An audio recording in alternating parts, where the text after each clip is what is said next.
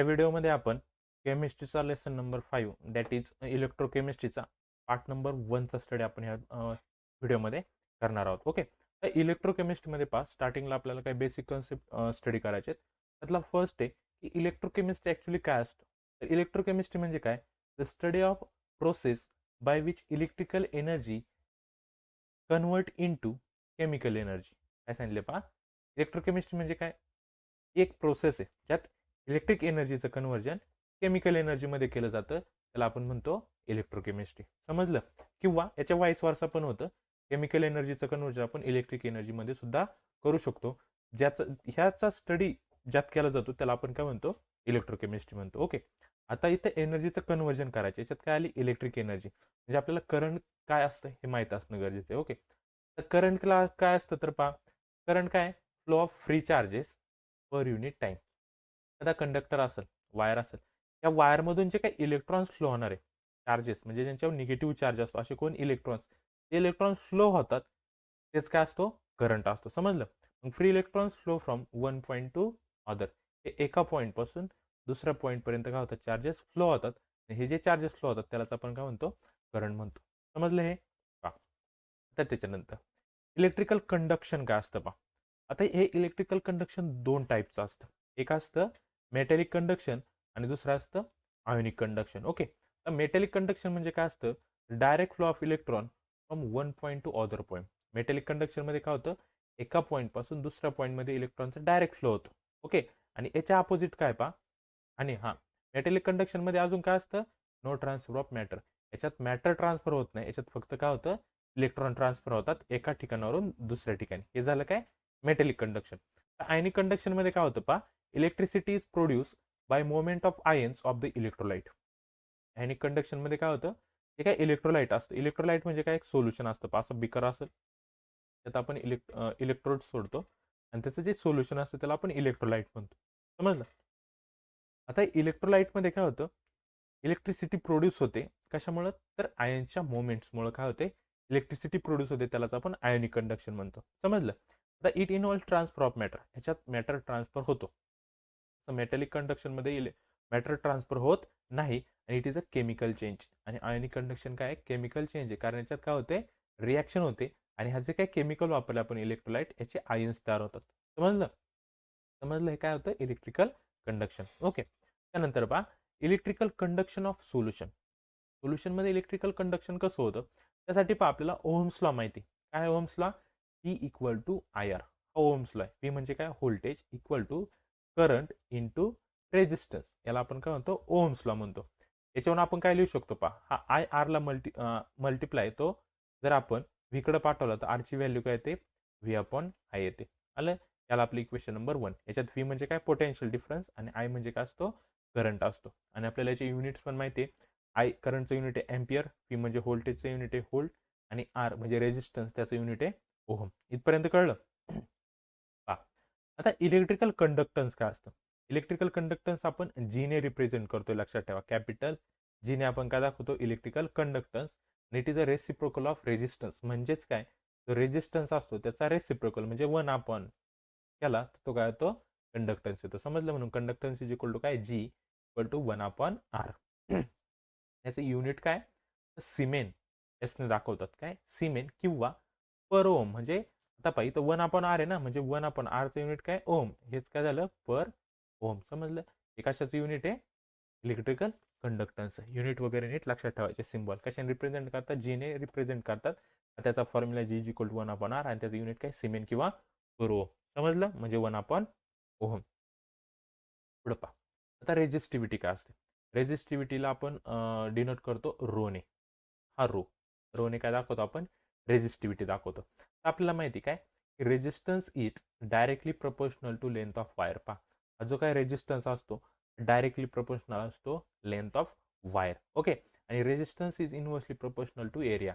तो कशाची inversely proportional असतो? एरियाच्या. हे आपल्याला रिलेशन माहिती आहे.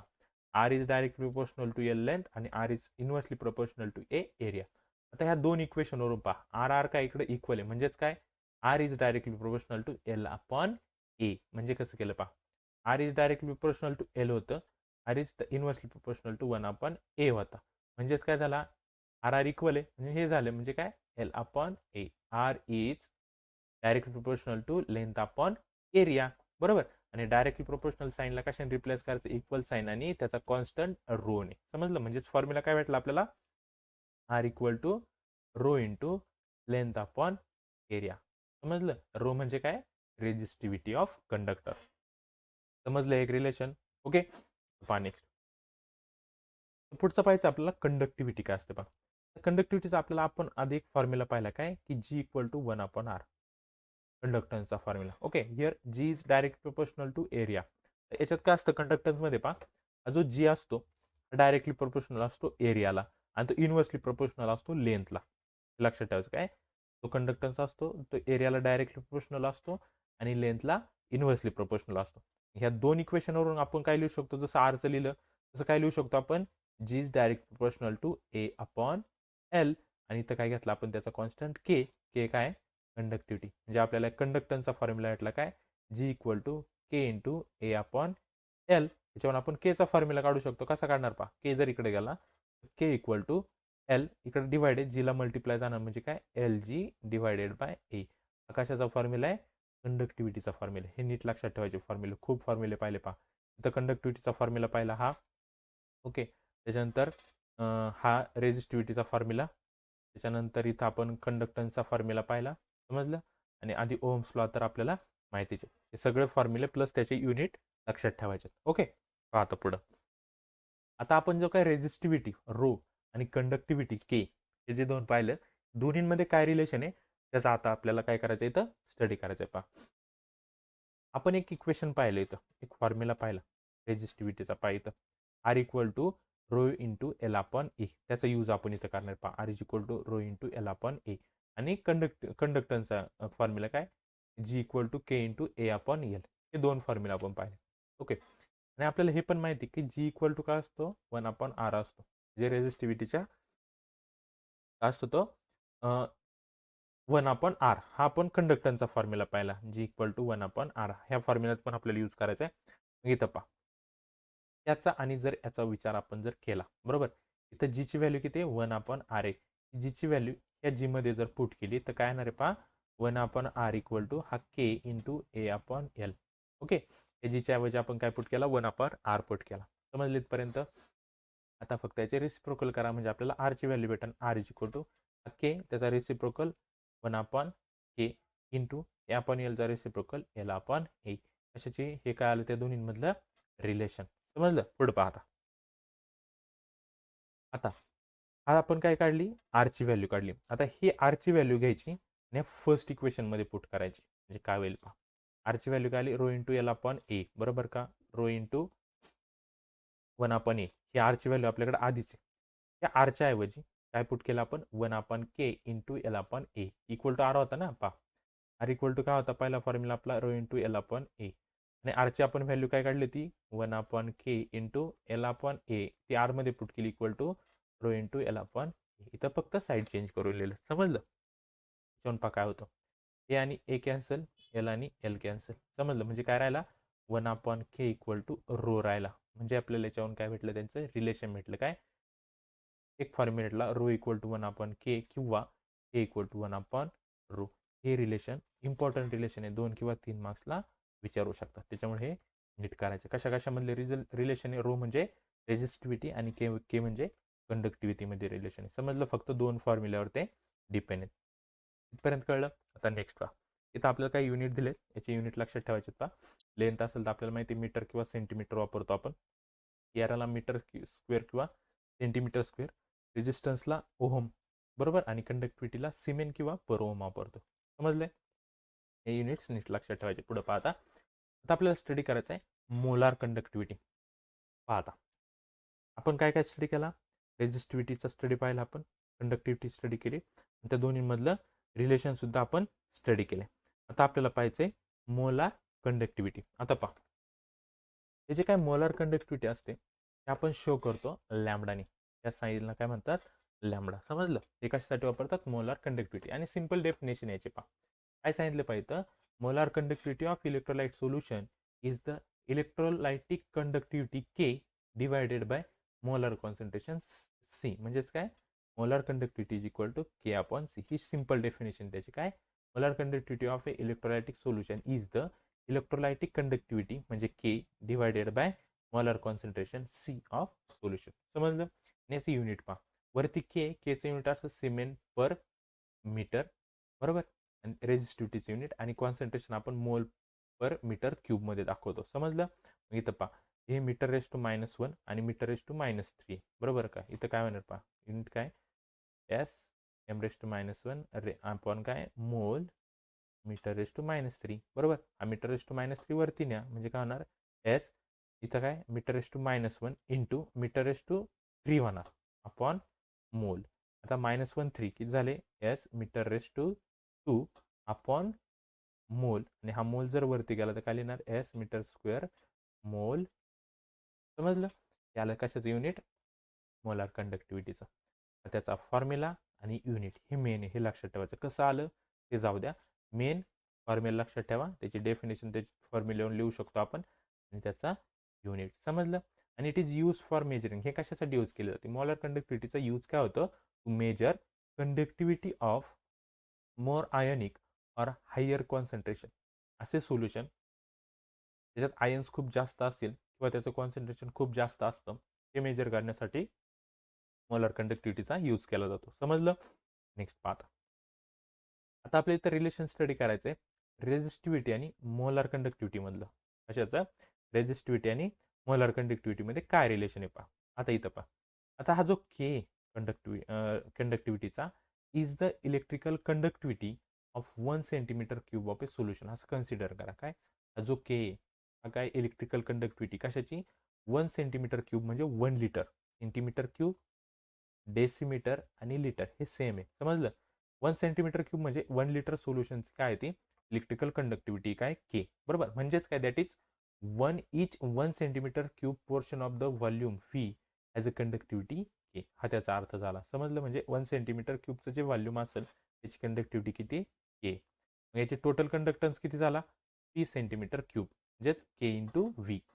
हे काय, मोलार कंडक्टिव्हिटी इंटू त्याचं व्हॉल्यूम व्ही, हे किती आलं, के व्ही. हे काय आलं, टोटल कंडक्टन्स आला. समजलं? इथं आपण कंडक्टन्स लिहू शकतो काय, lambda equal to K into V. समजलं इथपर्यंत? त्याच्यावरून आपल्याला फॉर्म्युला भेटला. आता नाव concentration of a solution C mole per litre, हे त्या सोल्युशनचं कॉन्सन्ट्रेशन आहे. फॉर 1000 सेंटीमीटर क्यूब म्हणजे 1 लिटर सोल्युशनचा कॉन्सन्ट्रेशन ऑफ सोल्युशन किती होणार आहे पहा, हे C mole per litre divided by काय करणार आपण त्याला, ह्या 1000ने डिवाइड करणार आहे. तर litre raise to -1 litre raise to -1 काय झाला, कॅन्सल झाला. म्हणजे काय राहिलं, सी अपॉन 1000 मोल सेंटीमीटर रेस टू -3. समजलंय? हे काय आलं, कॉन्सन्ट्रेशन ऑफ सोल्युशन. ओके, पहा पुढं. आता फॉर 1 मोल ऑफ सोल्युशन, एका मोलसाठी जर आपल्याला काढायचं असेल तर volume equal to mole upon concentration, हा फॉर्म्युला असतो. 1 मोल घ्यायचा म्हणून 1 अपॉन कॉन्सन्ट्रेशनचा सी, आणि सी ची व्हॅल्यू आपण इथं फाइंड केली. ती सी ची व्हॅल्यू आपल्याला फक्त इथं पुट करायची, काय, C upon 1000 mole raise to mole into centimetre raise to -3. Okay, मग व्ही इक्वल टू हा 1000 इकडे खाली डिवाइड वरती जाऊन मल्टिप्लाय झाला, म्हणजे 1000 अपॉन सी मोल पर मोल इंटू सेंटीमीटर रेस टू -3. हे काय आलं, हे आलं व्हॉल्यूम.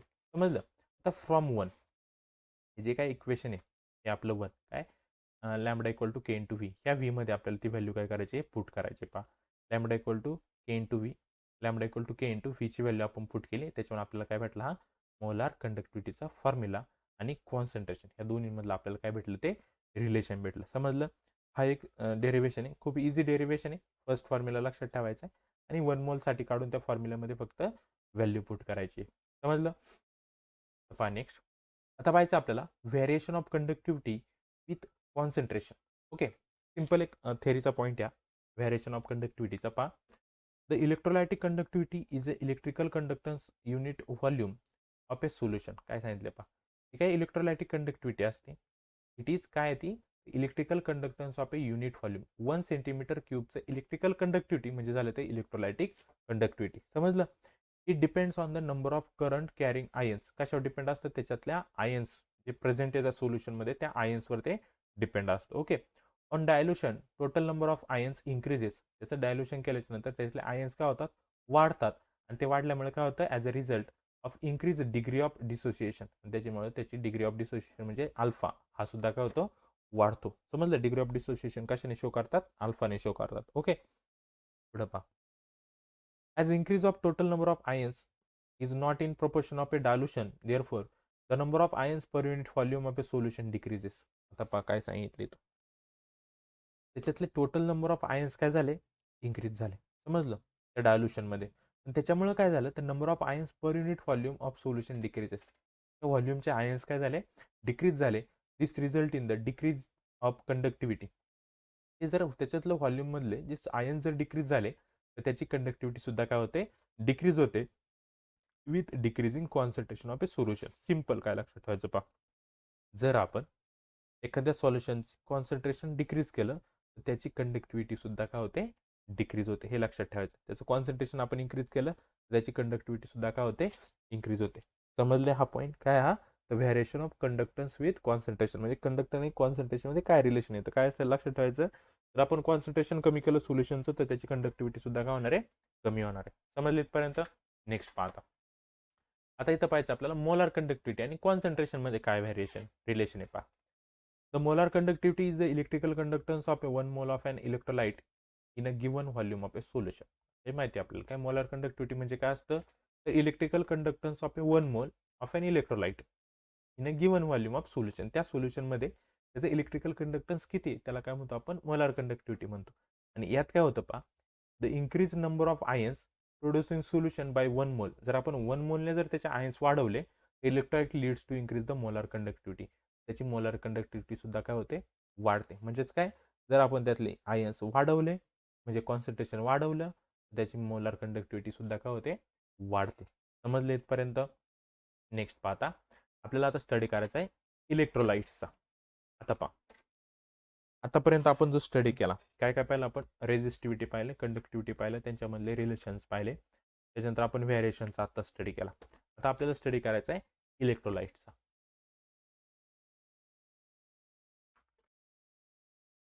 आता इलेक्ट्रोलाइट्स दोन टाईपचे असतात. एक असतं स्ट्रॉंग इलेक्ट्रोलाइट आणि एक असतं वीक इलेक्ट्रोलाइट्स. ओके, आता स्ट्रॉंग इलेक्ट्रोलाइट म्हणजे काय, की असे इलेक्ट्रोलाइट ज्याची मोलार कंडक्टिव्हिटी इन्क्रीज होते डायल्युशन बरोबर. म्हणजे त्या सोल्युशनचं आपण डायल्युशन वाढवत गेलो, त्याला डायल्यूट करत गेलो, त्याची मोलार कंडक्टिव्हिटी काय होते, वाढते. समजलं. डायल्यूट करत गेलो म्हणजे त्यात काय करत गेलो आपण, वॉटर ॲड करत गेलो, आयन्स वाढवत गेलो, त्याची मोलार कंडक्टिव्हिटी काय होते, वाढते. त्याला आपण स्ट्रॉंग इलेक्ट्रोलाइट म्हणतो. त्याची व्हॉल्यूम असतं ठरलेलं असतं, लिमिटिंग व्हॉल्यूम ऑफ कॉन्सन्ट्रेशन किती असतं, 0.001 मोल किंवा 0.0001 मोलपर्यंत त्याचं ह्या रेंजमध्ये त्याचं कॉन्सन्ट्रेशन असू शकतं स्ट्रॉंग इलेक्ट्रोलाइट्सचं. ओके, स्ट्रॉंग इलेक्ट्रोलाइट्स म्हणजे ते एक प्रकारचं सोल्युशन असतं. The maximum limiting value of molar conductivity is the molar conductivity at zero concentration. आता जी काय आपण मोलार कंडक्टिव्हिटी पाहिली, त्याची जी मॅक्झिमम लिमिटिंग व्हॅल्यू असते, बरोबर, ती काय असते, is the molar conductivity at a zero concentration. त्या सोल्युशनच्या झिरो कॉन्सन्ट्रेशनला जे काय मोलार कंडक्टिव्हिटी असते, ती असते त्याची मॅक्झिमम लिमिटिंग व्हॅल्यू. समजलं. तिला आपण डिनोट करतो कशाने, लॅम्बडा नॉटने. काय झाली आपली मॅक्झिमम लिमिटिंग व्हॅल्यू, बरोबर. Means solution is so dilute. याचा अर्थ काय झाला, की सोल्युशन हे खूपच जास्त डायल्यूट आहे. समजलं. Further dilution does not increase the molar conductivity. आणि याच्यानंतर पण जर आपण डायल्युशन त्याचं वाढवत गेलं, तर त्याच्या मोलार कंडक्टिव्हिटीमध्ये कोणताही फरक पडत नाही. एक लिमिटिंग व्हॅल्यू असते, त्या व्हॅल्यूपर्यंतच त्याची मोलार कंडक्टिव्हिटी काय होते, वाढत जाते. समजलं. हा त्याचा ग्राफ आहे. पाहिजे तर कॉन्सन्ट्रेशन दिले आपल्याला आणि इकडे काय दिले, त्याची मोलार कंडक्टिव्हिटी दिली आहे. समजलं. स्ट्रॉंग इलेक्ट्रोलाइट आणि वीक इलेक्ट्रोलाइटचा ग्राफ आहे. त्याच्यावर आपल्याला एक रिलेशन भेटतं. पहा इथे हे रिलेशन लक्षात ठेवायचं. डायरेक्ट काय, molar conductivity is equal to molar conductivity, समजलं, at zero concentration lambda zero minus A into square root of C. हे लक्षात ठेवायचं. हे त्याचं रिलेशन आहे. कशाचं, स्ट्रॉंग इलेक्ट्रोलाइटचं. समजलंय. नेक्स्ट पहा, वीक इलेक्ट्रोलाइट. वीक इलेक्ट्रोलाइटचं काय होतं, त्याच्यात सुद्धा molar conductivity increases on dilution. त्याचं पण डायल्युशन काय केलं आपण, वाढत केलं, तर याची मोलार कंडक्टिव्हिटी सुद्धा काय होते, वाढत जाते. समजलं. लिमिटिंग व्हॅल्यू पण याची सेम राहते तेवढीच. ओके. आणि द व्हॅल्यू लॅम्बडा म्हणजे molar conductivity is lower than lambda zero म्हणजे molar conductivity at zero concentration. याच्यापेक्षा ह्या लॅम्बडाची व्हॅल्यू काय असते, लो असते. समजलं? म्हणजेच काय, हा जो लॅम्बडा आहे त्याच्यापेक्षा लॅम्बडा झिरोची व्हॅल्यू जास्त असते. समजलं?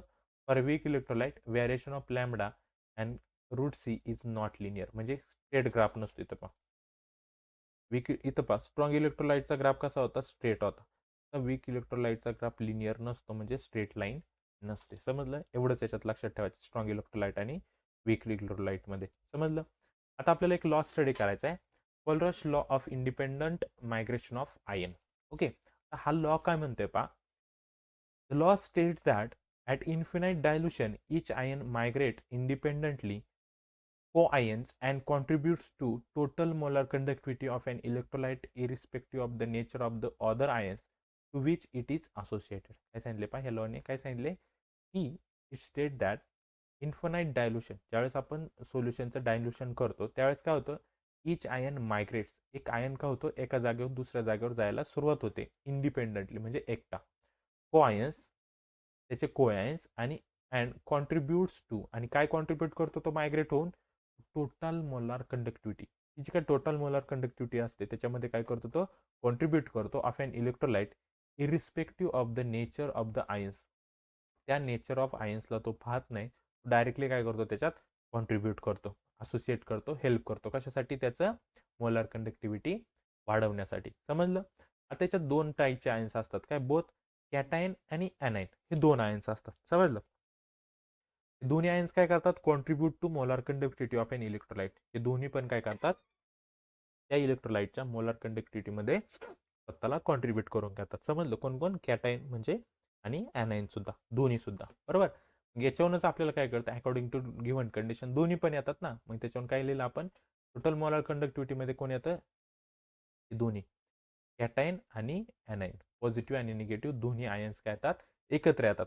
आता यामध्ये पहा, हा जो काय लॅम्बडा झिरो आहे, हा काय पहा, लॅम्बडा प्लस आणि lambda minus. Okay, are molar conductivities of the cation आणि ॲनायन. त्या कॅटायन आणि ॲनायन, कॅटायन म्हणजे पॉझिटिव्ह, ॲनायन म्हणजे निगेटिव्ह.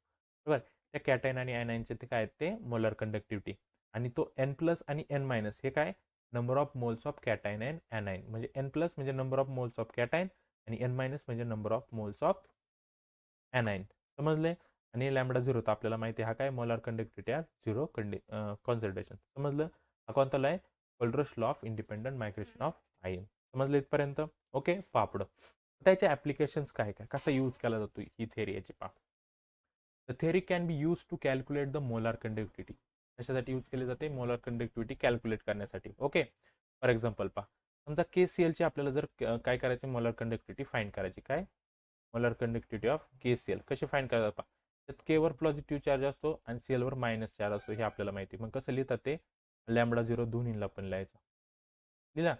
आणि इथं लिहायचा त्याचा कॅटाईन काय, K प्लस, आणि ॲनायन काय, Cl मायनस. संपलं. समजलंय? ओके, पुढं पाहता दुसरा. The theory is practically useful in the calculating lambda zero, म्हणजे molar conductivity at zero concentration, value of a weak electrolyte for those of a strong electrolyte. For example, म्हणजे weak electrolyte आणि strong इलेक्ट्रोलाइटची molar conductivity आपण याच्यावरून काय करू शकतो, calculate करू शकतो. इथं खाली एक्झाम्पल दिले पहा आपल्याला. Lambda zero of A acetic acid can be calculated by knowing those of HCl, NaCl and CH3CONa as described below. मग कशी काढणार पहा, HCl प्लस आपला CH3CONa आणि NaCl ह्या सगळ्यांची मोलार कंडक्टिव्हिटी काय करायची, आपल्याला कॅल्क्युलेट करायची. त्याच्यावरून आपण काय करू शकतो, ॲसिटिक ॲसिडची सुद्धा मोलार कंडक्टिव्हिटी फाइंड करू शकतो. मग इथं घेतले पहा, इथं पहा HCl होता, H plus Cl minus, plus इथं पहा CH3COO हा मायनसवाला आहे आणि हा जो Na तो प्लसवाला आहे, घेतला इथं.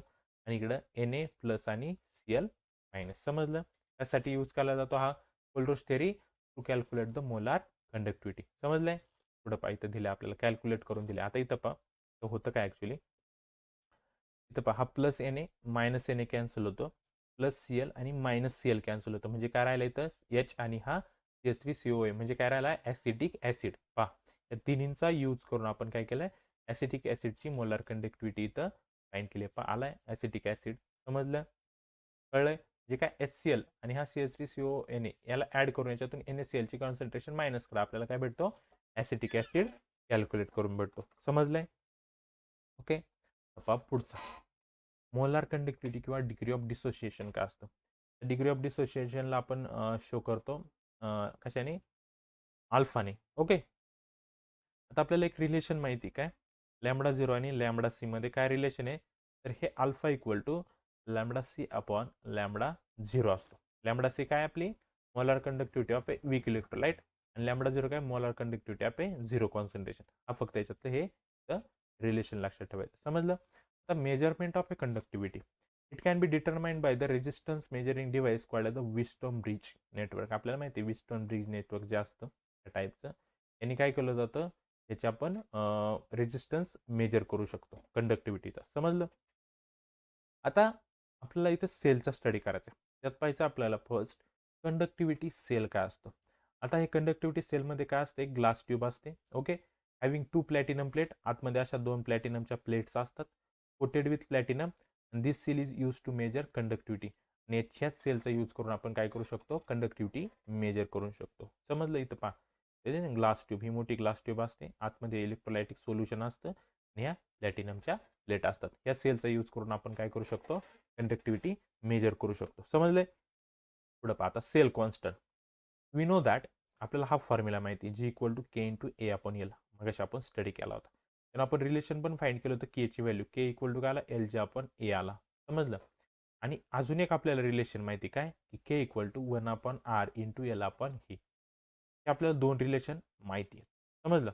तर हिअर काय, length L between the electrolytes and area A of a cross section of a plate is called as a cell constant.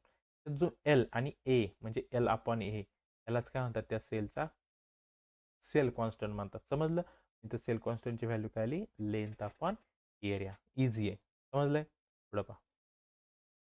Unit आहे त्याचं मीटर पर मीटर म्हणजे 1 अपॉन एम, त्यालाच लिहितात मीटर रेस टू -1. म्हणजे के ची व्हॅल्यू काय भेटली आपल्याला इथं पहा, के इक्वल टू फॉर्म्युला काय होता, 1 upon R into L upon A. हा फॉर्म्युला होता. म्हणजेच काय, K equal to 1 upon R into constant म्हणजे cell constant divided by R. हा आला त्याचा फॉर्म्युला. समजला केचा. ओके. नेक्स्ट आपल्याला पाहिजे आता डिटर्मिनेशन ऑफ ए कंडक्टिव्हिटी. आता ॲक्च्युअल कंडक्टिव्हिटी फाईंड करण्यासाठी 3 स्टेप्स आहे. ओके. सिम्पल स्टेप्स आहे. पहा एक तर पहा, पिस्टन ब्रिज नेटवर्कचा यूज केला जातो आणि ते आपण त्याची कंडक्टिव्हिटी फाइंड करू शकतो. कसं फाइंड करतात पहा. फर्स्ट स्टेप येते determination of a cell constant. पहिल्यांदा काय काढायचा, सेल कॉन्स्टंट फाइंड करायचा. ओके. आता सेल कॉन्स्टंट कसा फाइंड केला जातो पहा, according to Wheatstone bridge principle use करायचं. विस्टोन ब्रिज प्रिन्सिपल इथं पहा, एक रेजिस्टन्स ह्या बाजूला जोडायचा आहे. ओके. आणि एक रेजिस्टन्स इकडं, म्हणजे कोण, ज्या सेलची आपल्याला कंडक्टिव्हिटी फाइंड करायची तो इथं अटॅच करायचा. ओके. मग पहा कसं लिहितो आपण, आर सोल्युशन म्हणजे इथं जोडलेला आपला रेजिस्टन्स, सोल्युशनचा resistance divided by length of A C, A पासून सी पर्यंतची length equal to R X, हा जो नोन रेजिस्टन्स आहे तो divided by length of B C. Okay. त्याच्यावर आपण काय करू शकतो, resistance of a solution calculate करू शकतो. कसा, length of A C upon length of B C equal to resistance of X म्हणजे नोन रेजिस्टन्स. ओके. आता आपल्याला जर ए सीची लेंथ माहिती असेल, बी सीची लेंथ माहिती असेल, ह्या रेजिस्टन्सची लेंथ जर माहिती असेल, तर आपण त्या सोल्युशनचा रेजिस्टन्स फाइंड करू शकतो. इथं सोल्युशन कोणतं घेतात, KCl सोल्युशन घेतात. समजलं. याच्यावर आपण सेल कॉन्स्टंट कसा लिहू शकतो पहा, तर सेल कॉन्स्टंट इक्वल टू कसं लिहिणार, के इंटू आर. आपल्याकडे फॉर्म्युला आहे सेल कॉन्स्टंटचा, पहा आत्ता इथं पाहिला होता आपण, K equal to cell constant upon R. तोच फॉर्म्युला यूज करायचा इथं, cell constant equal to K into R solution. समजलंय. The conductivity of a KCl solution is known, the cell constant thus can be calculated. जर आपल्याला conductivity माहिती असेल KClची, आपण त्याचा सेल कॉन्स्टंट फाइंड करू शकतो. के मध्ये व्हॅल्यू टाकून इथून आर सोल्युशन आपण इथून फाइंड करणार, तो इथं पुट करणार. कंडक्टिव्हिटी आपल्याला माहिती असणार, त्याच्यावर आपण काय करू शकतो, सेल कॉन्स्टंट फाइंड करू शकतो. पहा ह्याच फॉर्म्युल्यावरून घेतलाय. फॉर्म्युला काय होता पहा, फॉर्म्युला होता C equal to cell constant divided by R. याच्यावर आपण लिहिला cell constant equal to K into R. जर आपल्याला केची व्हॅल्यू माहिती असेल, आरची व्हॅल्यू आपण इथं फर्स्ट स्टेपला फाइंड केली, तर आपल्याला सेल कॉन्स्टंट भेटतो. झाली फर्स्ट स्टेप. फर्स्ट स्टेपमध्ये काय कॅल्क्युलेट केला आपण, सेल कॉन्स्टंट फाइंड केला. सेकंड स्टेपला काय करायचं आहे, determination of a conductivity of A given solution. दिलेलं सोल्युशन आहे, समजा इथं काय KCl आहे, त्याची आपल्याला काय करायचं आहे, कंडक्टिव्हिटी फाइंड करायची. ती कशी फाइंड करतात पहा, KCl solution in the conductivity cell in step 1 is replace by the given solution whose conductivity is to be measured. ज्या सोल्युशनची आपल्याला कंडक्टिव्हिटी फाइंड करायची त्याने फक्त काय करायचं, त्याला रिप्लेस करायचं आहे. सेम फॉर्म्युल्याने आपण काय करू शकतो, त्याची कंडक्टिव्हिटी फाइंड करू शकतो. आपल्याकडे कंडक्टिव्हिटीचा फॉर्म्युला काय की cell constant divided by R solution. पहिल्या स्टेपमध्ये आपण काय काढला, सेल कॉन्स्टंट काढला, आर सोल्युशन आपण काढलेलं, त्याच्यावर आपण कंडक्टिव्हिटी फाइंड करू शकतो. आणि लास्ट स्टेपला काय करतो आपण, त्याची मोलार कंडक्टिव्हिटी फाइंड करतो. आणि मोलार कंडक्टिव्हिटीचा फॉर्म्युला आपल्याला माहिती काय, 1000 के डिवायडेड बाय सी. इथं मोलार कंडक्टिव्हिटीचा के फाइंड केलाय आणि सी आपल्याला कॉन्सन्ट्रेशन त्या सोल्युशनचं माहिती असणार आहे. त्याच्यानं आपण काय करू शकतो, त्याची मोलार कंडक्टिव्हिटी फाइंड करू शकतो. समजल्या 3 स्टेप. फर्स्ट स्टेप काय, फर्स्ट स्टेपमध्ये determination of a cell constant. पहिल्यांदा विन्स्टन ब्रिज नेटवर्कचा यूज करून काय करायचं, त्याचा सेल कॉन्स्टंट फाइंड करायचा. आणि त्याच्यानंतर काय करायचं, सेकंड स्टेपला कंडक्टिव्हिटी फाइंड करायची आणि थर्ड स्टेपला मोलार कंडक्टिव्हिटी फाइंड करायची. या 3 स्टेपमध्ये काय करू शकतो आपण, त्याच सेलची मोलार कंडक्टिव्हिटी फाइंड करू शकतो. समजलं. त्यानंतर पहा इलेक्ट्रोड्स काय असतात पहा. The electrodes are the surface on which oxidation and reduction reaction takes place. पहा बिकर आहे, मध्ये ज्या 2 इलेक्ट्रोड्स असतात बरोबर, एक असतो ॲनोड एक असतो कॅथोड. त्याच्या सरफेसला कळतं ऑक्सिडेशन आणि रिडक्शन चालू असतं. त्याच्यावर ऑक्सिडेशन रिडक्शन होतं, त्यालाच आपण इलेक्ट्रोड्स म्हणतो. 2 टाईपचे इलेक्ट्रोड असतो, एक असतो कॅथोड आणि एक असतो ॲनोड. कॅथोड म्हणजे कोण, it is an electrode at which the reduction takes place. Cathode कोणती रिॲक्शन होते, रिडक्शन होते. ॲनोडवर होते ऑक्सिडेशन. समजलं. In at this electrodes the space undergoing reduction gain electron. जिकडे रिडक्शन होतं तिथे इलेक्ट्रॉन गेन होतात, म्हणजे त्याच्यावर असतो निगेटिव्ह चार्ज. आणि ॲनोड जिथं ऑक्सिडेशन होते तिथे इलेक्ट्रॉन लॉस होतो, म्हणजे त्याच्यावर चार्ज असतो पॉझिटिव्ह. हे लक्षात ठेवायचं. Cathode charge negative, anode charge काय असतो, पॉझिटिव्ह असतो. ओके, पहा मग आता त्याच्यात 2 टाईपचे इलेक्ट्रोकेमिकल सेल्स असतात. आपल्याला इलेक्ट्रोकेमिकल सेलचा स्टडी करायचा आता इथून पुढे. ओके, कोणते 2 टाईपचे इलेक्ट्रोकेमिकल सेल्स असतात, एक असतो इलेक्ट्रोलायटिक सेल आणि एक असतो गॅल्व्हनिक किंवा त्याला व्होल्टिक सेल पण म्हणतात. समजलं. ह्या 2 टाईपच्या सेलचा आपल्याला स्टडी करायचा इथून पुढे. इलेक्ट्रोलायटिक सेल म्हणजे काय, in this type of cell non spontaneous reaction known as electrolysis. पहा इलेक्ट्रोलायटिक सेलमध्ये कोणती रिॲक्शन होते, नॉन स्पॉन्टेनियस रिॲक्शन होते. समजलं. आणि सेम गॅल्व्हनिक सेलमध्ये कोणती रिॲक्शन होते, स्पॉन्टेनियस केमिकल रिॲक्शन होते. फर्स्ट कळलं. त्याच्यानंतर पहा, is force to occur by passing a direct current from an external source. याला काय करावं लागतो, इलेक्ट्रोलायटिक सेलमध्ये एक्सटर्नल सोर्सकडून करंट पास करावा लागतो. In such cell electrical energy is converted to chemical. इथं काय होतं, electrical energy converted to chemical energy.